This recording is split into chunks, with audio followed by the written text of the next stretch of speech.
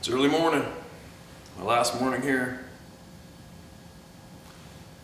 and I guess there was an editing mishap in today's video for an important email share from a guy in the military, so I'm going to read that right now. I'm going to get on my day and get a few more loaded up and get packed and get out of here and head to the north. Now let's do this one more time. Fort Carson, downrange encounter. Good morning, Steve. Please not use my name, just call me Seth. This encounter took place in Fort Carson Gunnery Range in the fall of 1991. I grew up on the Air Force, an Air Force brat, and have been just about everywhere. I joined the Army out of high school and have my own proud carrier to hang my hat on. That being said, it has taken me many, many years to have the guts to share this story. I've been haunted ever since. It makes me shake to the core reliving that night. In the fall of 91, our squadron was out in the field preparing for the qualification of the M1 tank and Bradley fighting vehicle crews. We call this gunnery. Downrange Fort Carson is scrub brush and untouched landscape with a view of the Rocky Mountain front range that is simply beautiful. Towards the end of the qualification, it was about 1:30 a.m. and the tank and Bradley crews were preparing to road march back to camp. The road back to camp was well-groomed dirt road with very deep ditches on either side due to the heavy rainfall in the monsoon season.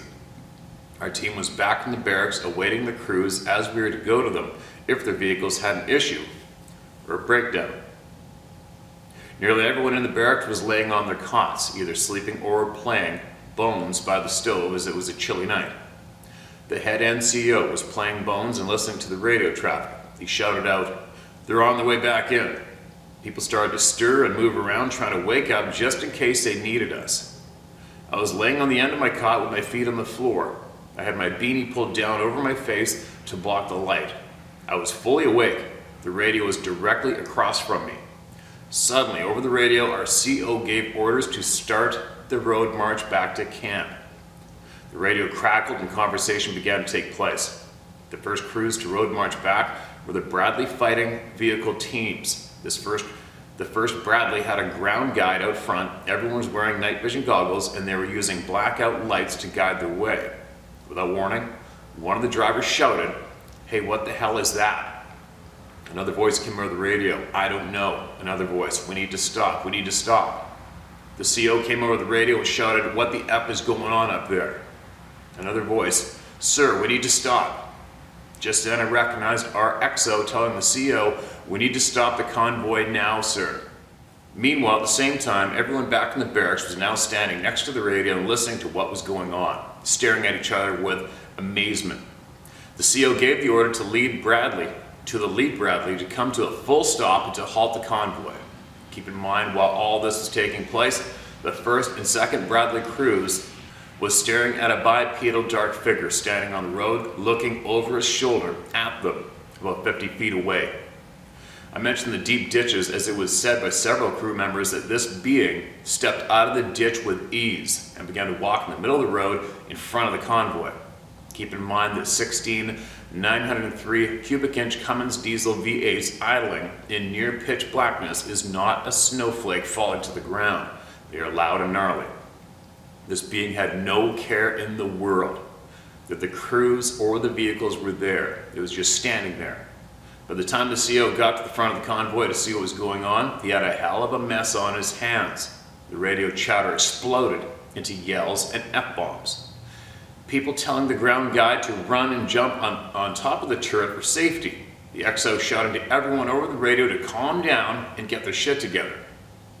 The first ground guide stated that in his night vision goggles, when this being stepped out of the ditch onto the road, the being's eyes were glowing like green fire, and standing before him was like having an out-of-body experience. Many of the crew had no idea what was going on up front. They could not really get a good look. But the first 3 Bradleys got to see everything. All crews heard everything.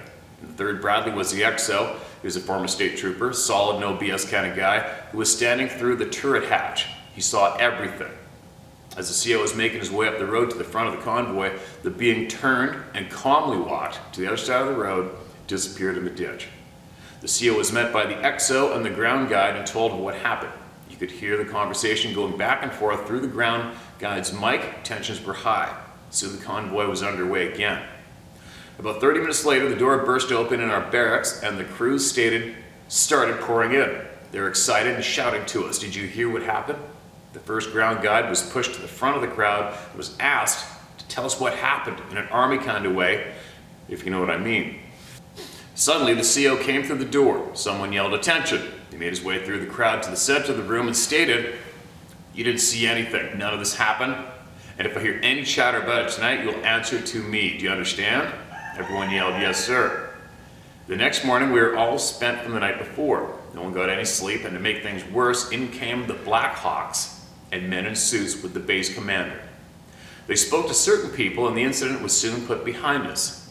The most common thread amongst the eyewitnesses was that the Sasquatch seemed to not really care about the chaos on the road that night. It never ran or seemed to be scared. The way it stood there and stared at them, eyes glowing, is what freaked everyone out. One of my employees is First Nations Navajo. He calls the Bigfoot Yanni. He started talking about spirits one day and what it means when a feather is in your path on the ground. What type of bird feather means something about your life? The conversation turned to the Yanni. He stated that they were evil and to be feared. They were of unclean spirit and of the dark world. He said to stay away from them at all costs. In closing, I've only told a handful of people this story, Steve. I live in the Southern Rocky Mountains and rarely hike alone, just for this reason. Please accept my condolences on the passing of Mr. Macaroni. It's hard to lose such a trusted friend, and it's a shame that they're only on this earth for just a short time. I thank Scott Carpenter for sending me your way. I've been watching him for about 10 years now. I've been watching you for a while now too, and trust your non-judgmental, no bullshit approach. Be safe out there, much respect, and Godspeed, Seth. Thanks again, Seth. I hope I didn't butcher the first reading of your email. That doesn't happen too often, I don't think. Usually you're on top of that shit. Here we are, beginning of a new day.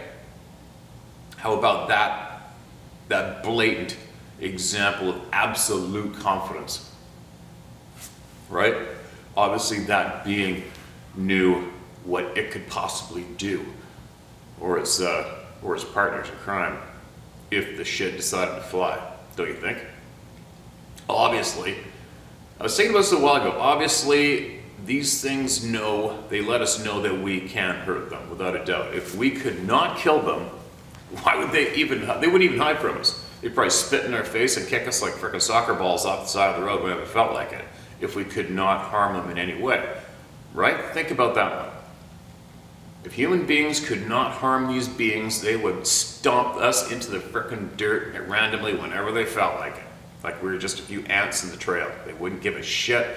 Zero respect at all, just like this thing was showing in the middle of that road in front of all that military equipment. How's that for some attitude? How could you even get more attitude than that? Seriously, think about it, man. So obviously we can hurt them, without a doubt. But anyway, I gotta get this morning going, and I'm gonna buckle down and get some more shares going. More importantly, I gotta get all my gear packed up and ready to go.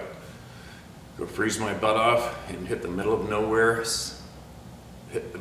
British Columbia. Here we go.